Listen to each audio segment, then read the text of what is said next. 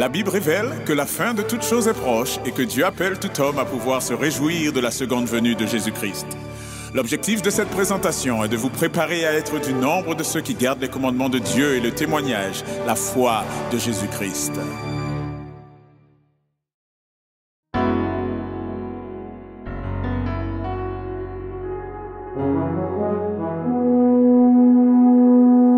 Annonçons partout le dernier message du Seigneur Jésus revenant des cieux. Dans le monde entier, rendons témoignage au roi saint et glorieux. Annonçons partout la bonne nouvelle. Jésus réunit tous ses rachetés. Il vient leur donner la vie éternelle en publiant ses bontés. Annonçons partout le dernier message. Le Seigneur Jésus vient sécher nos pleurs, briser les liens de notre esclavage, mettre un terme à nos douleurs. Annonçons partout la bonne nouvelle. Jésus réunit tous ses rachetés. Il vient leur donner la vie éternelle en publiant ses bontés. Annonçons partout le dernier message. Bientôt nous verrons la sainte cité. Gloire à notre Dieu, chrétien, bon courage, car voici l'éternité. Annonçons partout la bonne nouvelle. Jésus réunit tous ses rachetés. Il vient leur donner la vie éternelle en publiant ses bontés.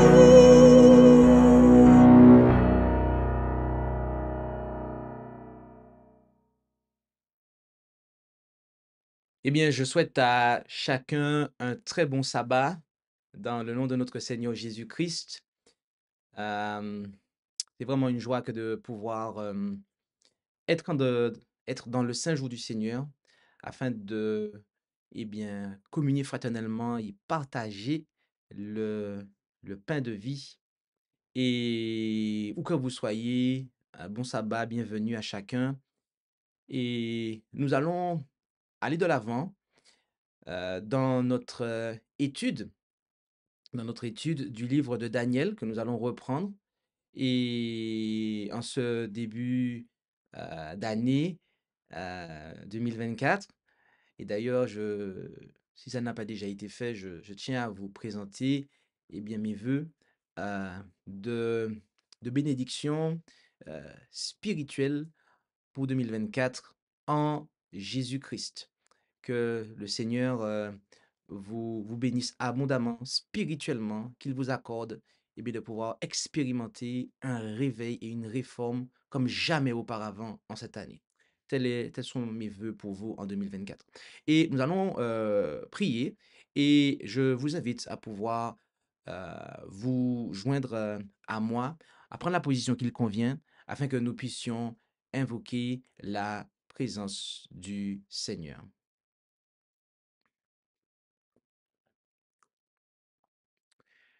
Notre Dieu, notre Père céleste, nous voulons te remercier pour ce privilège que tu nous accordes de pouvoir nous présenter devant toi en cet instant.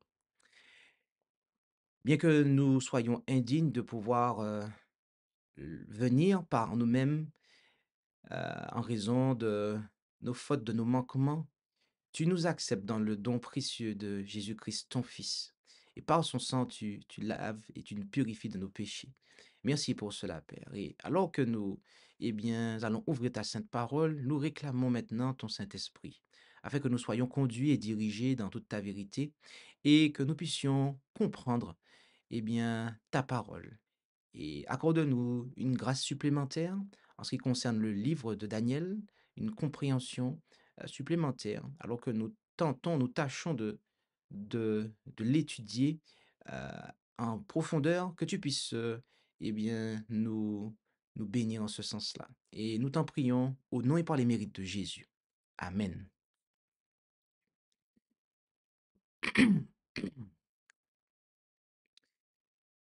Nous allons, en, durant cette heure, euh, considérer la deuxième partie du verset 39 de Daniel 2. Et il s'agira pour nous de considérer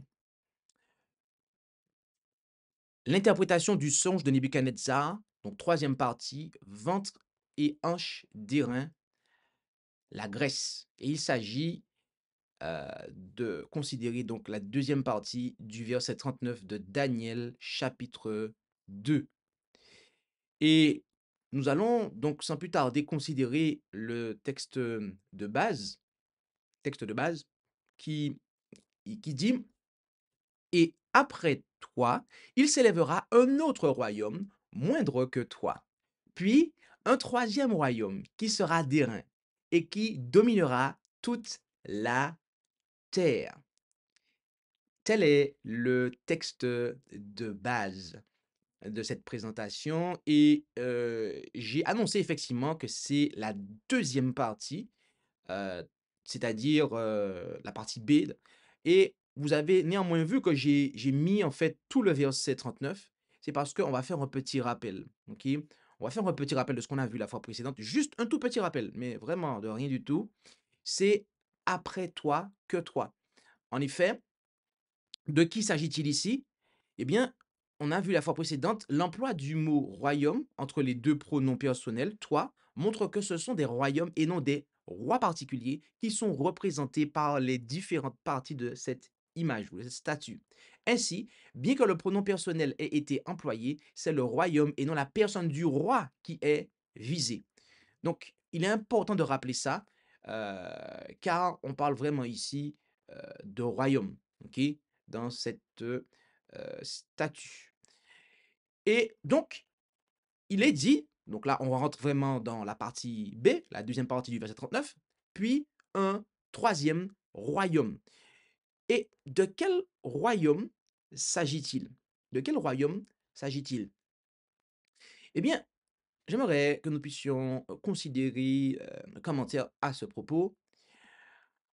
Après un règne de 7 ans, Cyrus laissa le royaume à son fils Cambis, appelé Assuérus en Esdras 4, verset 6, qui régna 7 ans et 5 mois, jusqu'en 522 avant Jésus-Christ.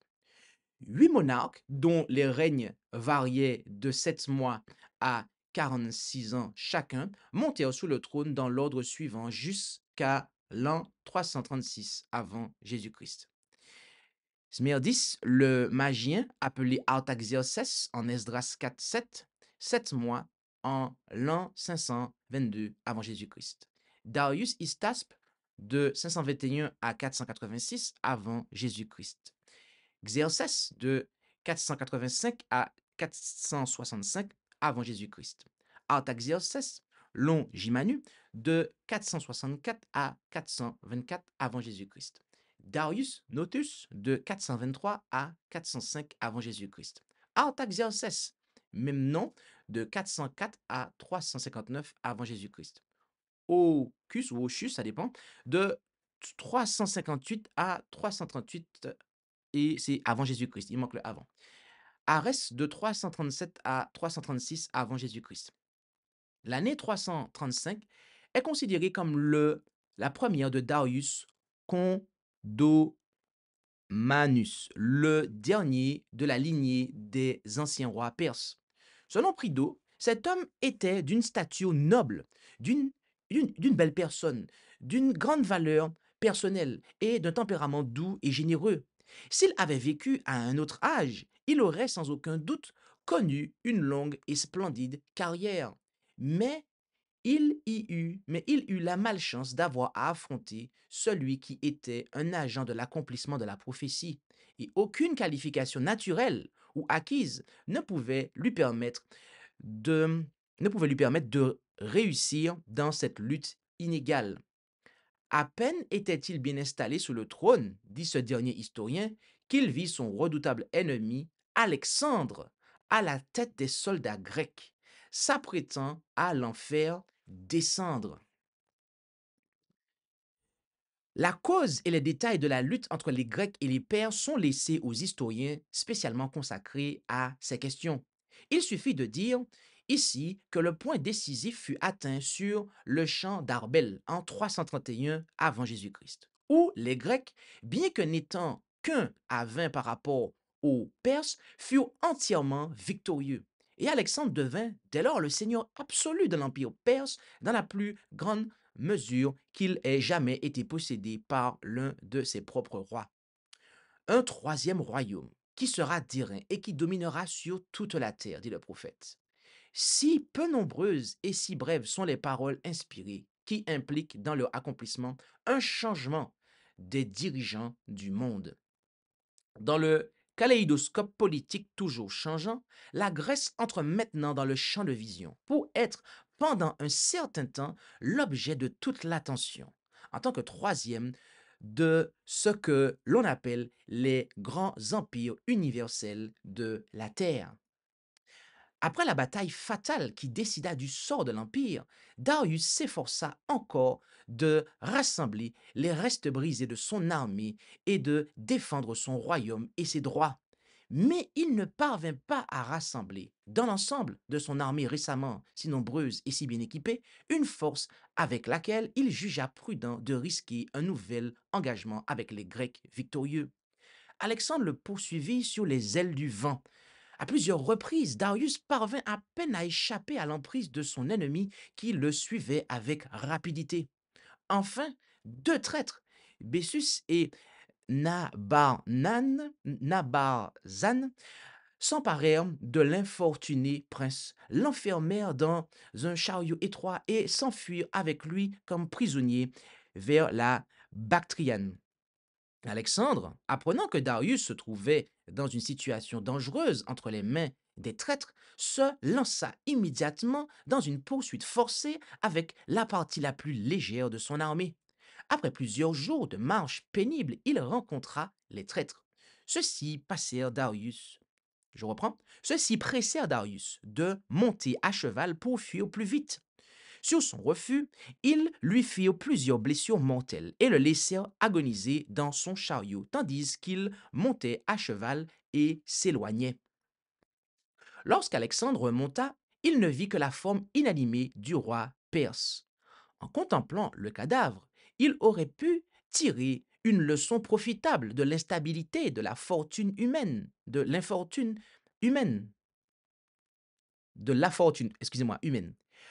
Voilà un homme qui, quelques mois auparavant, doté de nombreuses qualités nobles et généreuses, était assis sous le trône d'un empire universel. Le désastre, le renversement et la désertion l'avaient soudainement frappé. Son royaume avait été conquis, son trésor saisi et sa famille réduite en captivité. Et maintenant, brutalement tué par la main de traîtres, il gisait, cadavre ensanglanté, dans une charrette rudimentaire. La vue de ce spectacle mélancolique arracha des larmes à Alexandre. Pourtant habitué à toutes les horribles vicissitudes et aux scènes sanglantes de la guerre, jetant son manteau sur le corps, il ordonna qu'on l'apporte aux dames captives de Suse, fournissant lui-même les moyens nécessaires à des funérailles royales. Reconnaissons-lui le mérite de cet acte généreux, car il a cruellement besoin de tout ce qui lui est dû. Telle est l'histoire de la chute de l'empire médo-perse qui a été renversé par la Grèce, par l'empire grec qui, eh bien, à ce moment-là, avait pour tête et chef Alexandre le Grand. Je ne vais pas commenter ce commentaire car il a de quoi nous faire méditer aussi. Mais nous allons poursuivre sans plus tarder, car on nous parle ensuite euh, que ce royaume, il est en fait d'airain. Et on pourrait se poser la question, pourquoi? Pourquoi l'airain? Alors, nous avons vu que dans la, euh, la statue, on voit que les métaux se dégradent plus on avance, d'accord? L'or, l'argent, l'airain. Et, et pourquoi donc? L'une des réponses que l'on a déjà vues, c'est que plus ça avance, plus ça se dégrade. Mais l'airain en particulier, eh bien, nous notons que airain ou bronze, voire en 2 Samuel 8:8, les soldats grecs étaient réputés pour leur armure d'airain, leur casque, leur bouclier et hache, euh, leur hache d'armes étaient en airain. Hérodote nous apprend que Psamtik Ier d'Égypte voyait dans l'invasion des pirates grecs la réalisation d'un oracle annonçant des hommes d'airain venant de la mer. Hérodote 1, 52 et 54. Donc, il est intéressant de noter eh bien, que ils étaient, ce métal les caractérisait. Donc, euh, voilà, en tout cas, l'une des réponses qui peut aussi être apportée à cela. On nous dit ensuite qu'il dominera sur toute la terre. En effet, mais sous quel rapport devait-il dominer sur toute la terre? Surtout quand on sait que Alexandre le Grand, eh bien, de son vivant, on voit quelle était l'étendue de son empire. D'accord? Donc, ce qui est représenté ici pour vous, en vert, eh bien, on voit c'est quoi son étendue. Est-ce qu'il dominait l'Amérique, l'Amérique du Nord, l'Amérique du Sud, toute l'Europe? Sous quel rapport il dominait toute la Terre? L'histoire rapporte que le règne d'Alexandre s'étendait sur la Macédoine, la Grèce et l'Empire perse, y compris l'Égypte, et jusqu'à l'Inde à l'est. Il s'agissait de l'empire le plus étendu du monde antique jusqu'à cette époque. Sa domination s'exerçait sur toute la terre, en ce sens qu'aucune puissance sur terre ne l'égalait, et non pas sur le monde entier, ni même sur le monde connu de l'époque. Une puissance mondiale peut être définie comme celle qui se tient au-dessus de toutes les autres, invincible, sans nécessairement gouverner l'ensemble du monde connu. Les superlatifs étaient couramment utilisés par les dirigeants de l'Antiquité. Cyrus se qualifiait de roi du monde, roi des 4 rives, quartier du monde. Xerxès se présentait comme le grand roi, le roi des rois, le roi de cette grande et lointaine terre. Donc voilà sous quel rapport nous comprenons qu'il s'agit eh bien, d'un royaume qui dominera toute la terre. Et nous voulons poursuivre avec un peu d'histoire relatif à l'Empire grec. Le mot hébreu pour Grèce est Yawan, Javan, qui est le nom d'un des fils de Japheth. Javan est mentionné dans la généalogie immédiatement après Madai, le géniteur des Mèdes, voir Genèse 10, verset 2. À l'époque où les Israélites s'installaient en Canaan, les tribus indo-européennes, appelées plus tard grecques, émigraient par vagues successives dans la région de la mer Égée, Grèce continentale, île et côte occidentale de l'Asie mineure, conquérant ou chassant les premiers habitants de la Méditerranée. Ces déplacements étaient liés au mouvement des peuples de la mer, y compris les Philistins, vers la côte orientale de la Méditerranée. Des Grecs ioniens ont été trouvés en Égypte à l'époque de Psamtik Ier, de 663 à 610 avant Jésus-Christ, et en Babylonie sous le règne de Nebuchadnezzar, 605 à 562 avant Jésus-Christ, comme l'attestent les documents écrits.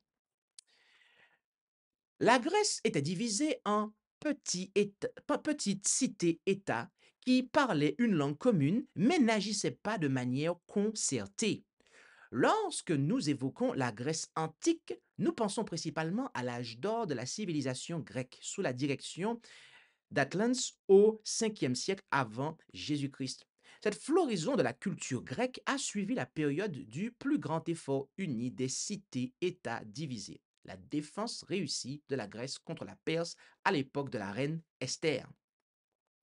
La Grèce, du chapitre 8 au verset 21, ne fait pas référence aux cités-États divisées de la Grèce classique, mais plutôt au royaume macédonien qui a conquis la Perse. Les Macédoniens, une nation apparentée située au nord de la Grèce, proprement dit, ont conquis les cités grecques et les ont intégrées pour la première fois dans un État fort et uni. Alexandre le Grand, héritant du nouveau royaume gréco-macédonien de son père, entreprit d'étendre la domination macédonienne et la culture grecque vers l'Est et conquit l'Empire perse. La prophétie représente le royaume de Grèce comme succédant à la Perse, car la Grèce n'a jamais été unifiée en un royaume avant la formation de l'Empire macédonien qui a remplacé la Perse en tant que première puissance mondiale de l'époque.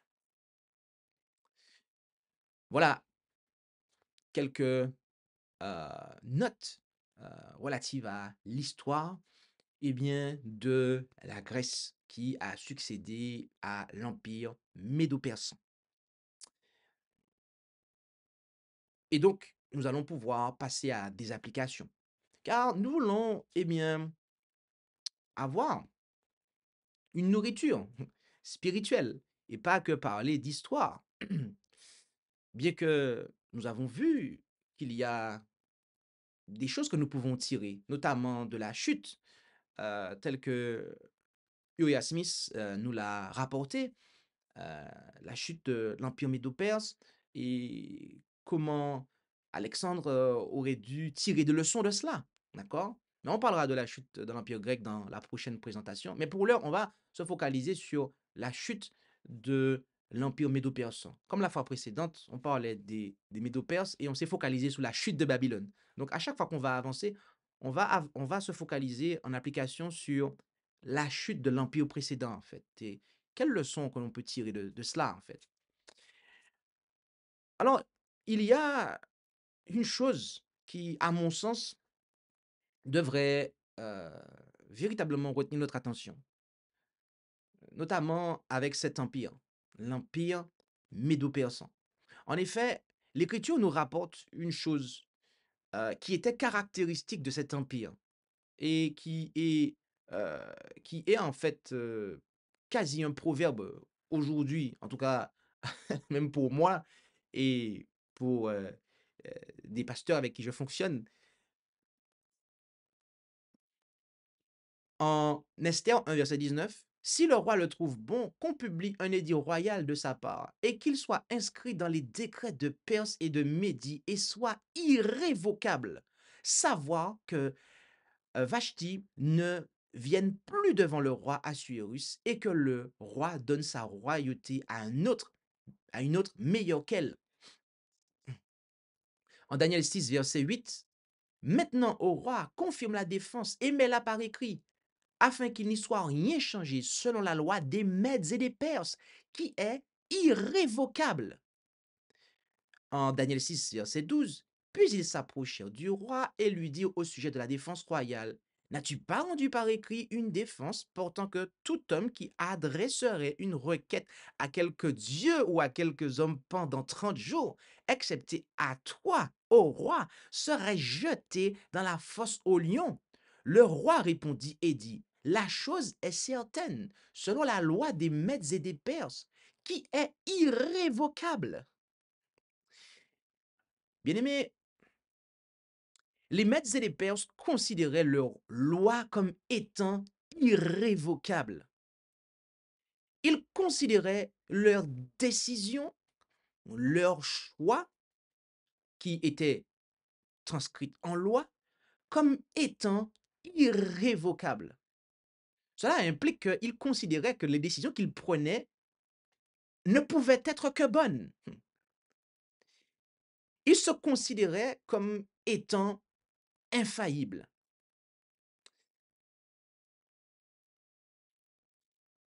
Et malheureusement, aujourd'hui, cet esprit n'a pas disparu.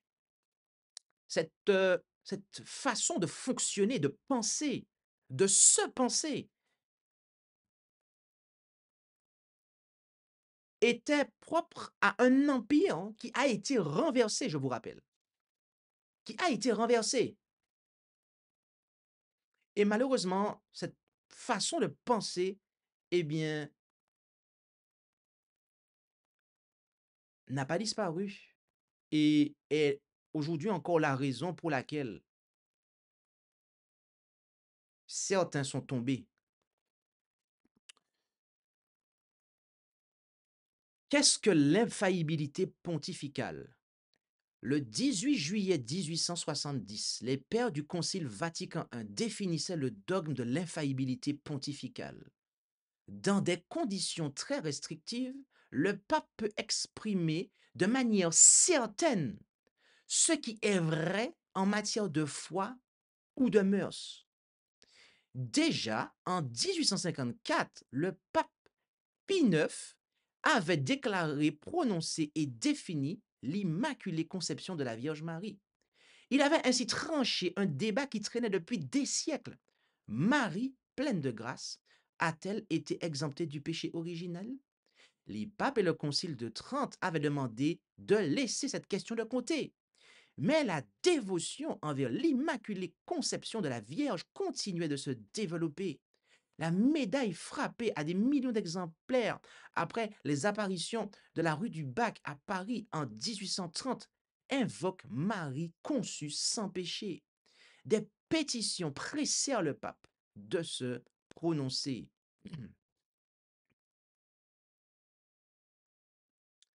Voilà un exemple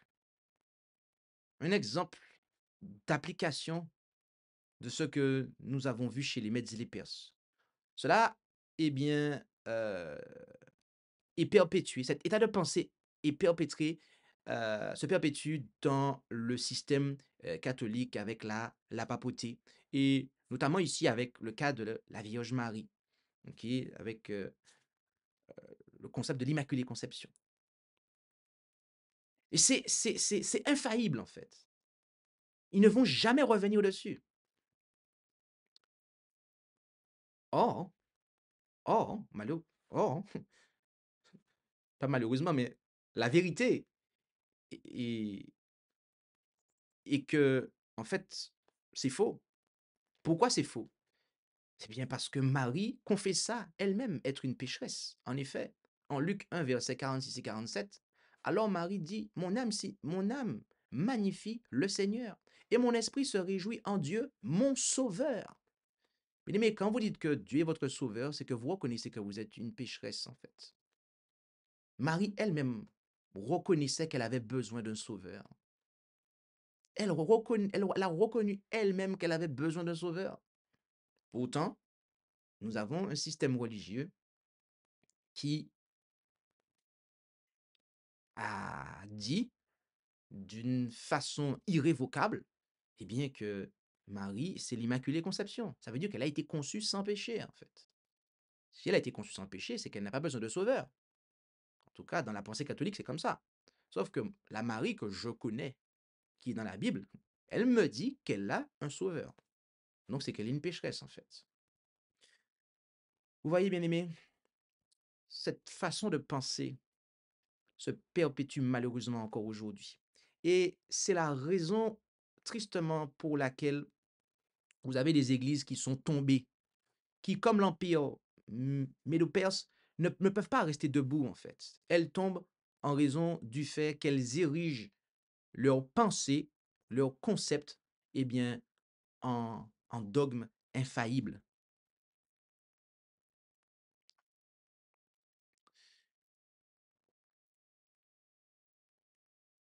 La position irrévocable de l'adventisme moderne, organisé sur les principes de 1980 par rapport au Dieu trinitaire. Si cette doctrine a été un problème pour certains des premiers adventistes, donc la Trinité, Notre Église actuelle a pris position à ce sujet de manière ferme et inflexible. Donc, paraphrase, irrévocable. C'est irrévocable. Comme il est déclaré dans notre seconde croyance fondamentale, il y a un seul Dieu. Deux points. Père, Fils et Saint-Esprit. Voilà encore, excusez-moi, j'ai mis la mauvaise image. Voilà encore une- un exemple, encore une église dans laquelle cette pensée-là des Mèdes et des Perses, eh bien, se perpétue. Euh, Est-ce que c'est une mauvaise chose d'avoir une position ferme? Question. On va y répondre tout à l'heure. Alors, permettez-moi de vous dire que ce n'est en soi pas une mauvaise chose d'avoir une position ferme, mais ça va dépendre sur quoi vous vous basez, en fait. Comme on l'a vu pour l'Église catholique romaine, ils ne se basent pas sur la parole de Dieu, et pourtant ils ont une position ferme. Et là, comme on le voit dans l'adventisme moderne, eh bien, c'est faux, parce que Jésus a dit, ne me touche point, car je ne suis pas encore monté vers mon Père, mais va vers mes frères et dis-leur que je monte vers mon Père et votre Père, vers mon Dieu et votre Dieu. Bien aimé, avec Jean, chapitre 20, verset 17, Jésus condamne la Trinité. Parce que de ses propres lèvres, en fait, il nous dit qu'il ne fait pas partie d'un Dieu en trois personnes. Il ne fait pas partie d'un Dieu qui se compose de trois êtres. Je précise plus précisément. Ok? Jean 20, 17, Jésus et nous dit très clairement ici qu'il ne fait pas partie d'un Dieu, ok, dans lequel il y a trois individus. 1 Corinthiens 8, verset 6, toutefois, nous n'avons qu'un seul Dieu. Qu'est-ce que Paul dit? Est-ce que Paul dit Père, Fils, Saint-Esprit? Non. Il dit le Père, ok, duquel procède toute chose. Et nous sommes pour lui. Et un seul Seigneur Jésus-Christ, par lequel sont toutes choses. Et nous sommes par lui. Éphésiens 4, verset 6. Un seul Dieu et Père de tous, qui est au-dessus de tous et par tous et en vous tous. Bien aimé, la doctrine de la Trinité est fausse.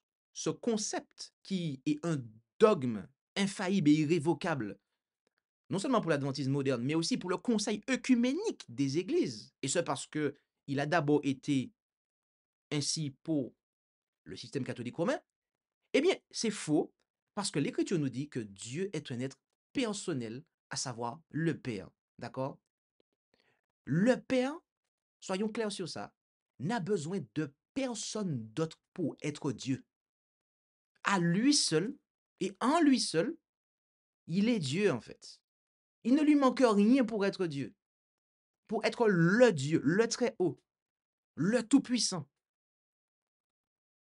Ah oui, soyons clairs sur ça, mes amis, en fait. L'Écriture est emphatique dessus et Jésus nous le dit en Jean 20, verset 17, de manière claire et emphatique. Donc, nous voyons, eh bien, que cette, cette chose n'est pas appuyée. Et qui plus est, permettez-moi d'élaborer un petit peu par rapport à ça, mais il a été dit que notre Église actuelle a pris une position à ce sujet de manière ferme et inflexible. Notre Église actuelle, donc moderne, de notre temps, l'Église moderne, c'est pour ça que nous disons moderne, hein? C'est parce qu'eux-mêmes, en fait, ils disent que ils sont une mise à jour, en fait. Ils ont fait une mise à jour. Eux-mêmes, ils reconnaissent qu'ils ont fait une mise à jour. Donc, vous comprenez pourquoi nous disons l'Église moderne. OK? Voilà. C'est pas une insulte, hein? C'est pas une insulte. C'est juste une clarification historique, en fait, de temps. C'est juste une clarification de temps, en fait. Voilà. Sauf que dit l'Écriture par rapport à ça? Est-ce que l'Écriture approuve l'Église moderne? Bien aimé, il y a un passage de la Bible qui nous montre que non. Et ce passage-là, vous m'entendez souvent le citer. Et d'ailleurs, lorsque nous avons, eh bien, préparé la communication de notre Église à SJH 1889, eh bien, j'ai j'ai aidé les personnes chargées de rédiger, en fait, les moyens de communication, de manière à ce il y ait un verset qui soit, en fait, mis dans les vidéos d'introduction dans l'introduction des vidéos de l'Église, en fait. OK? Ah oui, ce verset-là, il est fondateur et il vient, en fait, montrer, en fait, que l'Église moderne est dans le faux. En effet, Apocalypse 10, 10 et 11. Et je pris le petit livre de la main de l'ange et le dévorai. Et il fut doux dans ma bouche comme du miel. Mais quand je l'eus avalé, mes entrailles furent remplies d'amertume. Alors il me dit, à qui? À ceux qui sortent du grand désappointement, aux adventistes millérites qui ont expérimenté le grand désappointement et qui n'ont pas abandonné leur foi. Il faut que tu prophétises encore sur un grand nombre de peuples, de nations et de langues et de rois. Autrement dit, quand vous couplez ce verset-là avec Apocalypse 14, ok, verset 6 à 12, vous voyez que c'est la proclamation du message des trois anges. Bien-aimé, l'Église du reste, à savoir l'adventisme du septième jour historique, prophétise au monde la vérité, notamment sur Dieu, depuis 1844 et pas depuis 1980. Il est écrit, nous le dit, c'est marqué là en fait. Avant même que nous soyons nous-mêmes vivants, vous et moi, Dieu avait déjà dit que à partir de ce moment-là, le vrai prophète allait apparaître. C'est le retour d'Élie en fait. Ici, lorsqu'il est dit il faut que tu prophétises au singulier, il représente le peuple adventiste de cette époque comme étant le prophète de la vérité pour notre temps. Et ça, c'est depuis 1844. Ça veut dire que ce qui a été annoncé au monde par les serviteurs de Dieu à ce moment-là, par le corps des serviteurs de Dieu à ce moment-là, tout ce que l'Église adventiste du septième jour a en tant que corps unanimement enseigné depuis ce moment-là, était la vérité, chers frères et sœurs, en fait. C'était la vérité. Parce que Dieu lui-même le dit, en fait. Il représente ce mouvement-là comme étant le vrai prophète. Élie qui doit restaurer toutes choses. Ah oui, ah oui, soyons clairs sur ça, en fait. Donc, est-ce que être ferme dans ses positions, en fait, c'est une, c'est une bonne chose ou est-ce que c'est une mauvaise chose? OK? Attendez encore. Il nous reste encore une slide à voir et après on va répondre à ça. Comme les Mèdes et les Perses, beaucoup de chrétiens aujourd'hui tombent à jamais dans le péché car ils considèrent leurs mauvais choix comme étant des bons choix. Leur détermination irrévocable n'est rien d'autre que le péché contre le Saint-Esprit. Bien-aimés, soyons clairs sur une chose. Et je le dis de manière non condamnatoire envers des individus. Mais l'Écriture me contraint à, à soutenir ce qu'elle me dit, à savoir, c'est contre des systèmes en fait. Contre des systèmes. Et je le dis avec vraiment en toute objectivité, et aucun individu n'est ciblé quand je dis ça. On ne s'attaque pas à des individus, mais on parle de système ici. Dans le système catholique romain, c'est le système, c'est le péché contre le Saint-Esprit en fait. dans le système de l'Église moderne, c'est le péché contre le Saint-Esprit. Ces organisations ont péché contre le Saint-Esprit, en fait. Ces organisations ont péché contre le Saint-Esprit. Pourquoi? Pourquoi, en fait?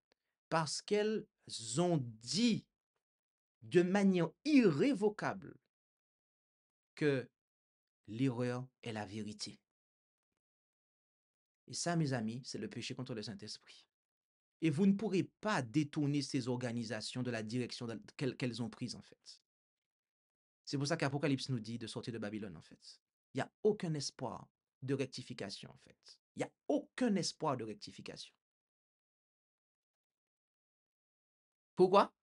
Parce que les dirigeants, en fait, ne veulent pas se repentir. Rappelez-vous une chose. Pour ceux qui ont étudié le sanctuaire, on a étudié le sanctuaire avant de faire Daniel et l'Apocalypse. On a vu que quand un peuple avait péché, ce qui devait, en fait,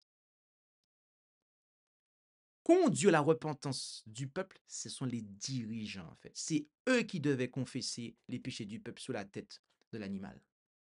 Sauf que les dirigeants disent qu'ils sont infaillibles, que leur position a été prise de manière ferme et définitive. Donc, ils ont péché contre le Saint-Esprit, en fait. Et si vous les suivez, vous allez participer à ce même péché contre le Saint-Esprit, chers frères et sœurs, et bien-aimés. Oh oui. Donc, je le dis, hein, ça m'a fendu le cœur quand j'ai découvert ces choses-là, comme vous-même, je veux croire. Mais c'est la vérité, chers frères et sœurs, bien-aimés. C'est pour cela que si vous ne voulez pas pécher contre le Saint-Esprit, si vous ne voulez pas tomber comme les Mèdes et les Perses, première chose, exfiltrez-vous sans délai de ces organisations religieuses corrompues. Sans délai, en fait. Sans délai. Sans délai. Et deuxième chose, là on parle d'un point de vue organisationnel, mais cette slide-là qui est juste à mes côtés, là, je l'ai conçue d'un point de vue personnel, en fait. Oui, beaucoup de chrétiens aujourd'hui tombent à jamais dans le péché car ils considèrent leur mauvais choix comme étant bon. Il y a des chrétiens parfois qui prennent des décisions qui sont mauvaises en réalité, hein. Elles sont mauvaises. Mais pour eux, c'est la bonne décision qu'ils ont prise. Ils ont péché, en fait. Mais ils ne vont jamais reconnaître qu'ils ont péché. Ils sont irrévocablement déterminés, en fait. Ils sont assurés, en fait. Mais en fait, là, ils sont en train de pécher contre cet esprit. Donc, la question qu'on a posée tout à l'heure, à 2-3 reprises, c'est est-ce que c'est un problème en soi d'avoir de l'assurance, d'être ferme dans une position? Alors, en soi, non, mais ça va dépendre sur quoi on se base. Bien aimé, le problème des Mèdes et des Perses, littéraux, mais aussi des Mèdes et des Perses spirituels de nos jours, c'est qu'ils ne se basent pas sur Dieu et sa parole qui seuls sont irrévocables. En effet, Nombre 23, verset 19, Dieu n'est point homme pour mentir, ni fils d'homme pour se repentir.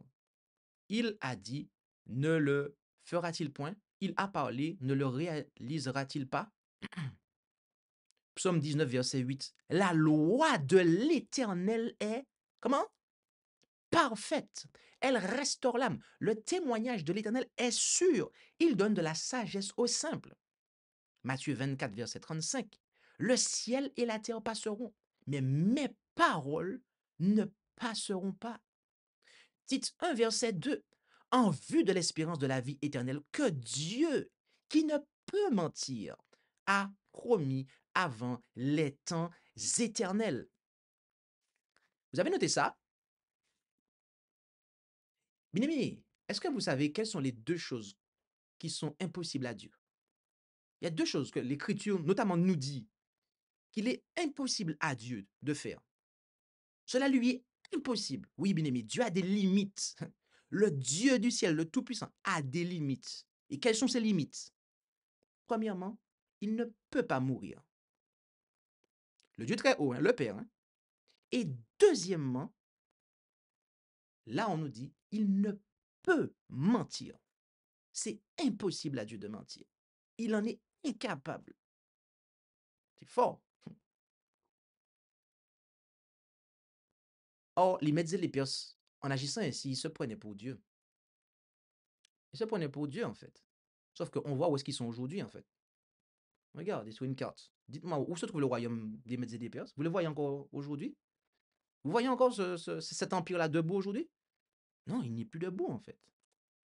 Il n'est plus debout.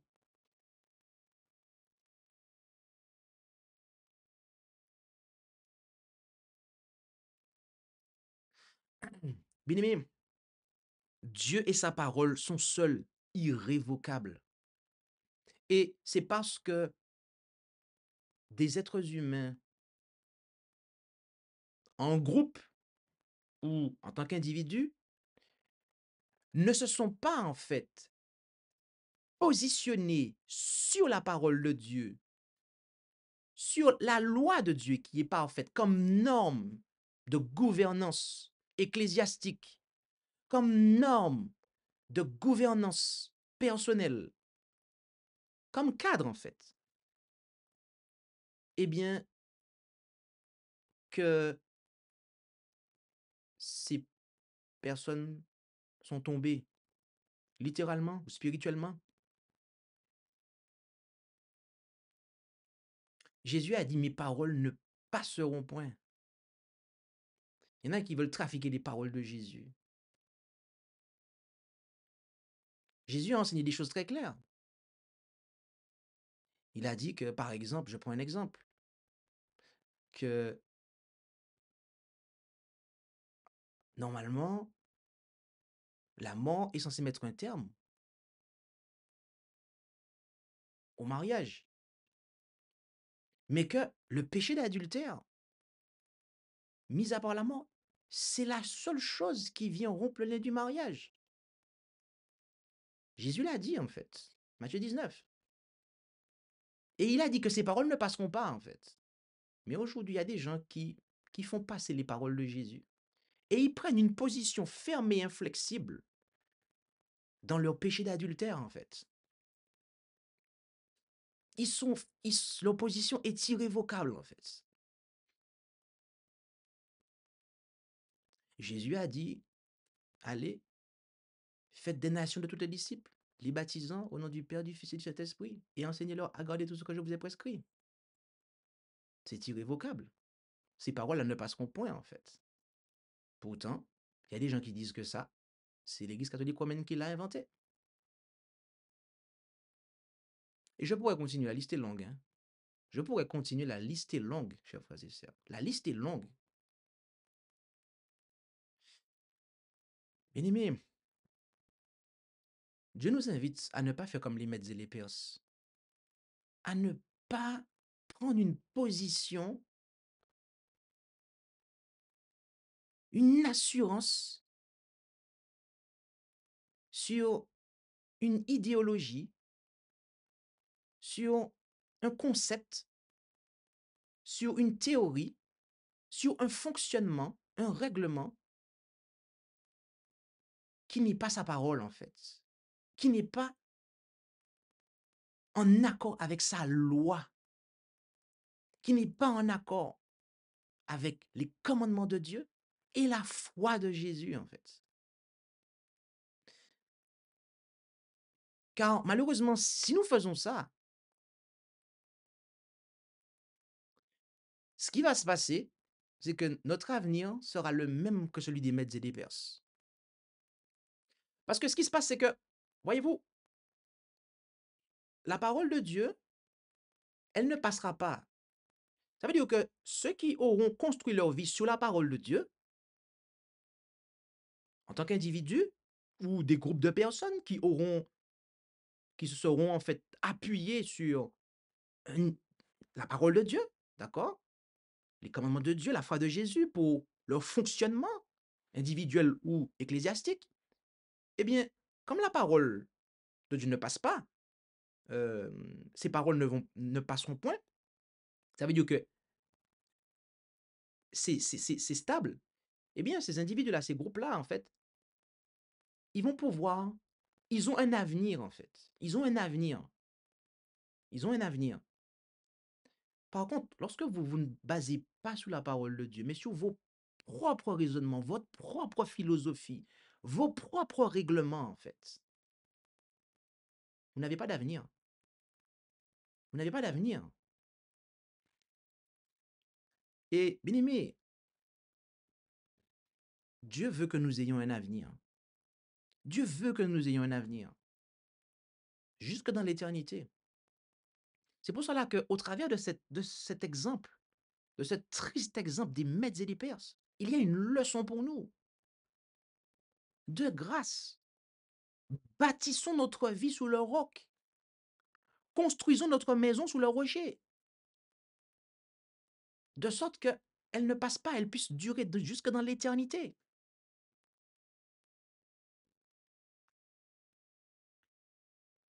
Et non sur le sable. Non sur des philosophies, des concepts humains, en fait.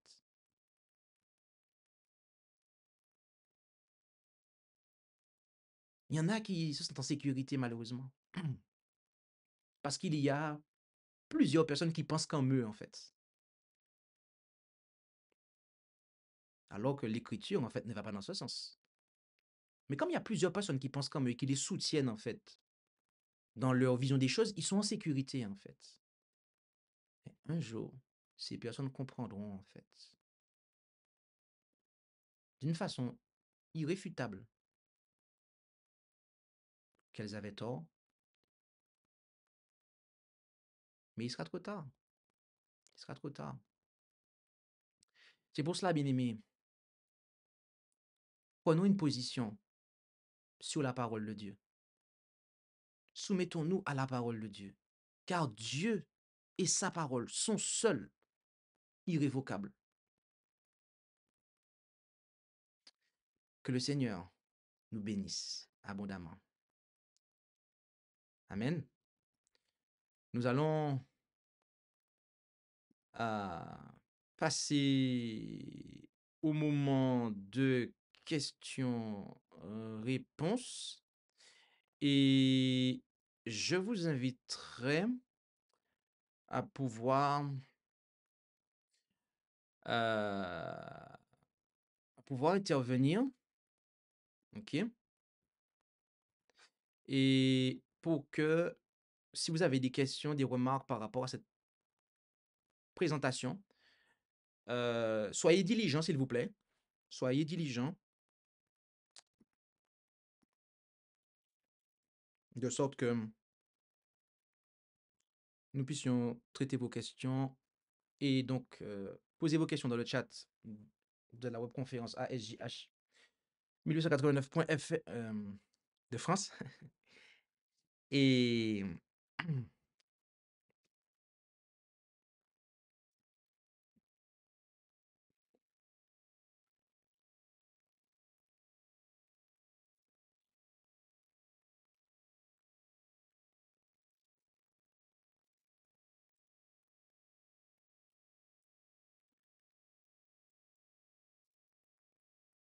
ok, donc il semble pas y avoir de questions ou d'interventions pour l'instant.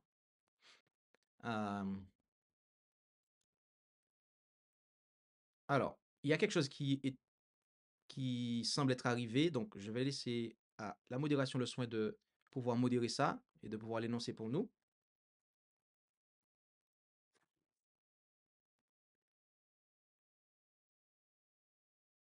Ok, alors on m'a signalé que je vais devoir modérer ça moi-même puisque il ne sera pas possible. Ok, alors, peut-on avoir à nouveau l'explication de Matthieu 28, 19? Matthieu 28, 19. Alors, ce que j'ai dit par rapport à Matthieu 28, 19, simplement, c'est que Jésus l'a dit. Sauf qu'il y a des personnes aujourd'hui qui disent que ce n'est pas Jésus qui a prononcé Matthieu 28, 19, notamment des non-trinitaires, puisque Matthieu 28, 19, pour eux, encourage la Trinité. Sauf que c'est faux, en fait. Donc, ces gens-là, ils sont en train de dire que Matthieu 28, 19 n'est pas inspiré. Et il y en a, hein. La lumière a brillé sur eux et ils l'ont repoussé en fait. Et ils veulent maintenir leur position que Jésus n'a pas prononcé ça. Que selon eux, en Matthieu 28, 19, ce qui a été dit à l'origine, c'est baptiser au nom de Jésus. Donc, Jésus n'aurait jamais dit, selon eux, que baptiser au nom du Père, du Fils et du Saint-Esprit. Sauf que la Bible nous dit que c'est ça. Le témoignage de Jésus nous dit que c'est ce que Jésus a dit. Vous avez le prophète, le dernier Élie, qui est le corps des pionniers adventistes du 7e jour, qui était unanime à dire que c'est bien ce que Jésus a dit. Et malgré ça, vous avez des non-trinitaires qui disent que Jésus n'a pas dit ça, en fait. Bien-aimé, Jésus l'a dit.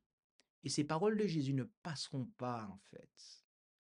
Ces gens-là auront beau faire ce qu'ils voudront, en fait. Un jour, ils se tiendront devant la barre du tribunal de Jésus, en fait.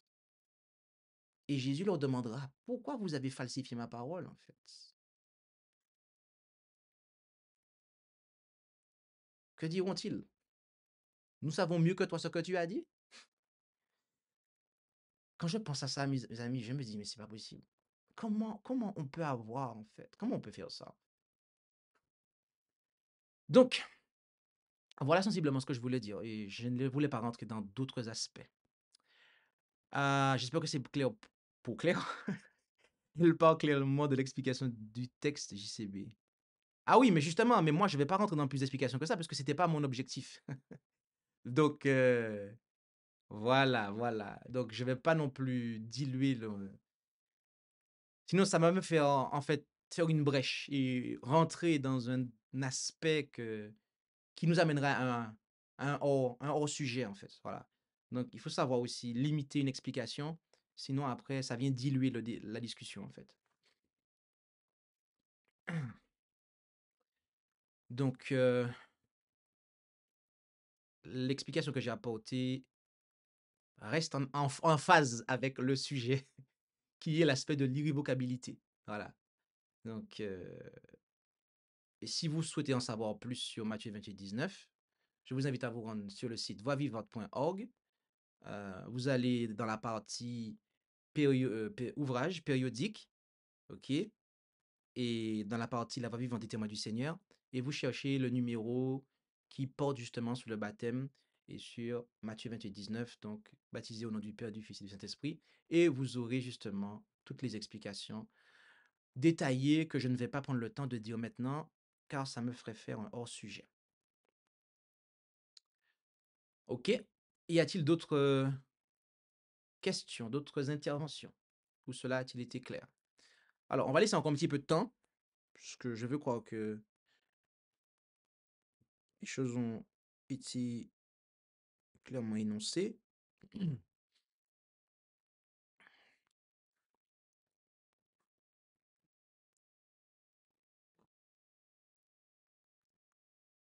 Et soit dit en passant, ça c'est de l'humilité en fait. L'humilité de reconnaître que nous-mêmes, ce que l'on pense de nous-mêmes, les raisonnements que l'on peut avoir, on devrait systématiquement se dire en fait que on est sujet à l'erreur.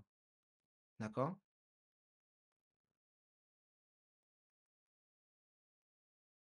Et je tiens à équilibrer quelque chose. Pour ne pas. Je pense l'avoir déjà suffisamment fait dans ma présentation, mais je vais encore le refaire. Parce que j'ai une expérience, malheureusement, qui fait que il y a des fois, des gens citent mes paroles dans mes prédications pour me faire dire quelque chose que je n'ai pas dit, en fait. Et après, je leur dis, mais c'est pas ce que j'ai voulu dire. Et certes, certains d'entre eux, après, ils veulent pas entendre raison, en fait. Comme si ils savent mieux que moi ce que j'ai voulu dire. Donc, je vais quand même faire l'effort de bien clarifier pour ne pas qu'il y ait de malentendus. Il y a deux extrêmes. Il y a deux extrêmes. Un premier extrême, vous avez de ceux qui ont une position ferme et inflexible, irrévocable, d'accord? irrévocable mais sous l'erreur. Sous l'erreur. Et vous avez un autre extrême qui, par exemple, des personnes qui, on va dire, sont, je ne sais pas si on peut dire qu'ils sont vacillants. Ce côté-là, moi, je ne l'ai pas vraiment encore défini. Voyez-vous, ce que Dieu veut, c'est que nous puissions prendre une position ferme et définitive sur ce qu'il nous a clairement enseigné. Sur ce qu'il nous a clairement enseigné.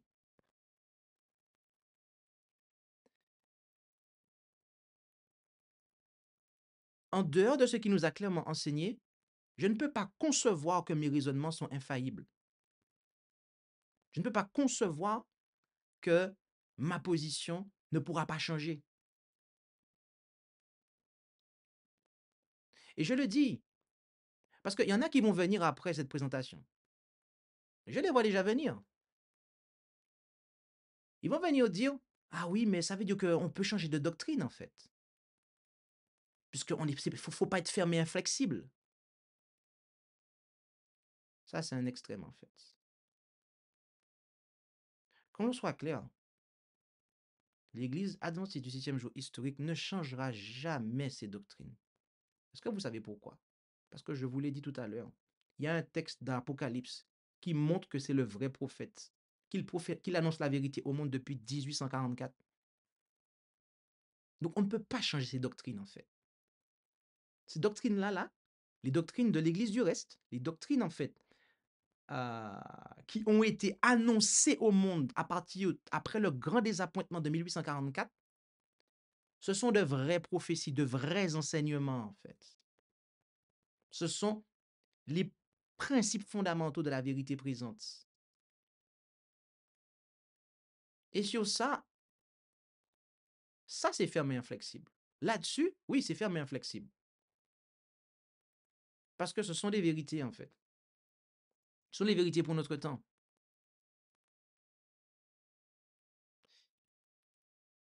Et voyez-vous, donc je le dis, pour pas que des gens viennent après essayer de changer les doctrines en fait de notre Église.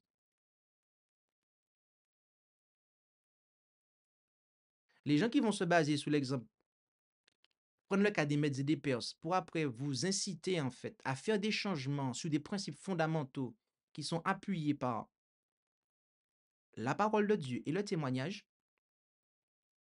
sont dans un extrême. Ça, c'est un extrême en fait. Le seul équilibre dans tout ça, c'est que nous soyons fermes dans ce que Dieu a dit, sur sa loi et tout ce qu'il a mis autour pour protéger et pour nous enseigner et pour nous ramener à la grande norme qu'est sa loi en fait. Sur ça, on tient ferme, on se positionne ferme. Pourquoi? Non pas que nous-mêmes, nous soyons justes, non pas que nous-mêmes, notre pensée est juste, mais nous nous appuyons, nous nous basons, nous nous fondons sur quelque chose qui est immuable, qui est irrévocable et qui ne passera pas. Vous avez vu le rapport? Voilà le rapport.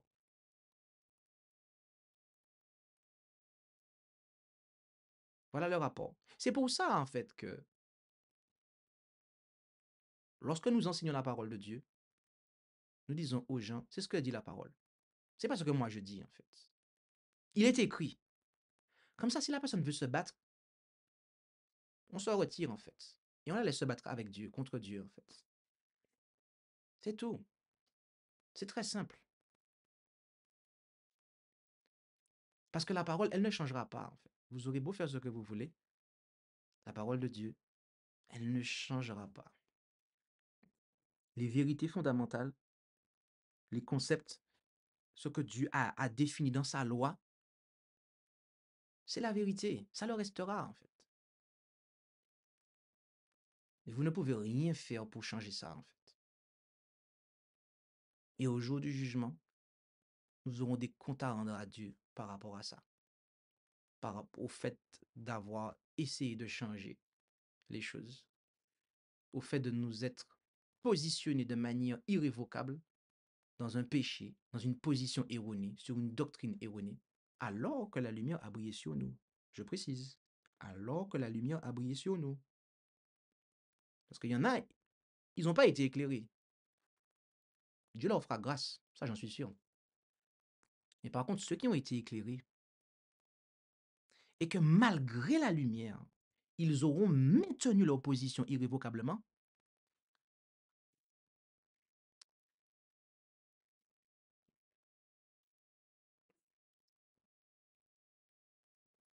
que Dieu ait pitié d'eux.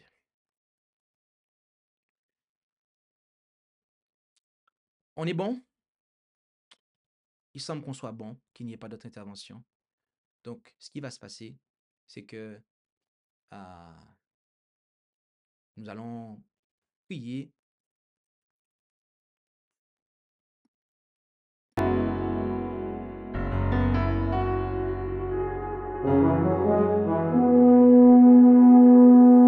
Annonçons partout le dernier message du Seigneur Jésus, revenant des cieux. Dans le monde entier, rendons témoignage, ouvre saint et glorieux.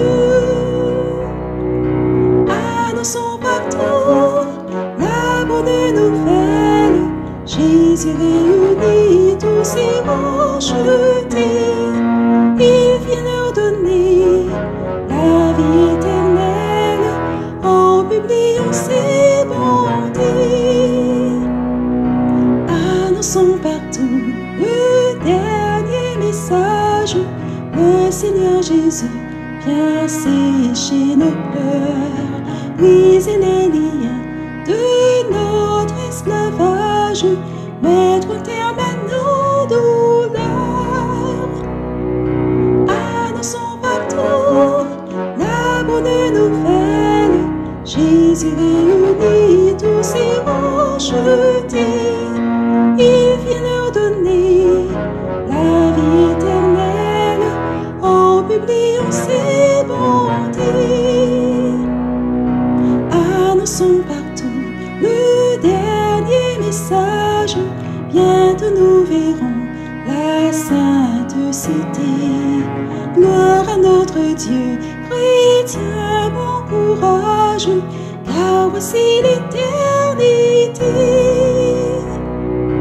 Annonçons partout la bonne nouvelle, Jésus réunit tous ses rachetés. Il vient leur donner la vie éternelle en publiant ses bontés.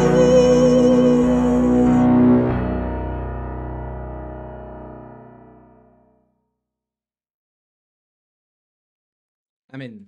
Oui, désolé pour... J'avais oublié d'annoncer le chant. Et nous allons maintenant donc prier. Et je vous invite à prendre avec moi la position qu'il convient pour la prière finale.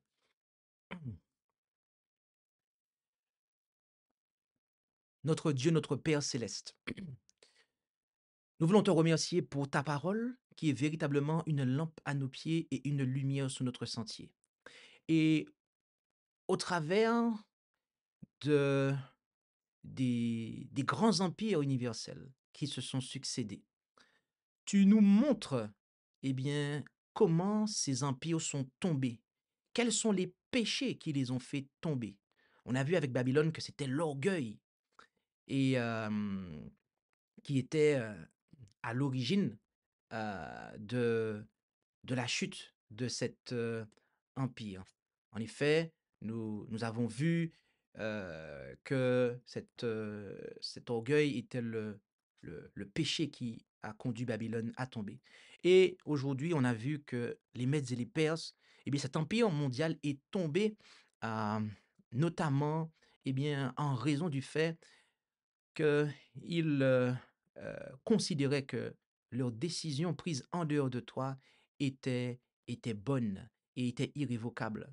Et Père Céleste, euh, nous savons que cela est faux, qu'il n'y a rien de bon qui euh, est d'irrévocable qui peut émaner de l'être humain déchu, euh, mais que seul ce qui vient de toi, seul toi et ta parole, eh bien, sont irrévocables. Alors, aide-nous à fonder notre vie personnelle, nos, nos groupes, nos églises, nos missions, sur ta parole, sur, eh bien, que nos règlements soient ta loi, les 10 commandements, que nous, tout ce que nous, eh bien, prenons comme position soit clairement, ouvertement enseigné par toi dans ta parole, dans les témoignages de Jésus. De sorte que, eh bien, ce que nous allons fonder comme expérience ici-bas, eh bien, puisse durer pour l'éternité et ne passe point et se poursuivre parce que ta parole elle-même ne passera point. Alors, bénis chacun d'entre nous, Père Céleste, et nous t'en prions au nom puissant de Jésus. Amen. Merci d'avoir écouté cette présentation avec intérêt. Pour plus d'informations, consultez notre site internet lereste.org et suivez-nous sur Facebook ainsi que sur YouTube à @lereste. Vous pouvez aussi nous contacter par email à info@lereste.org ou par téléphone au +33 6 12 60 13 69.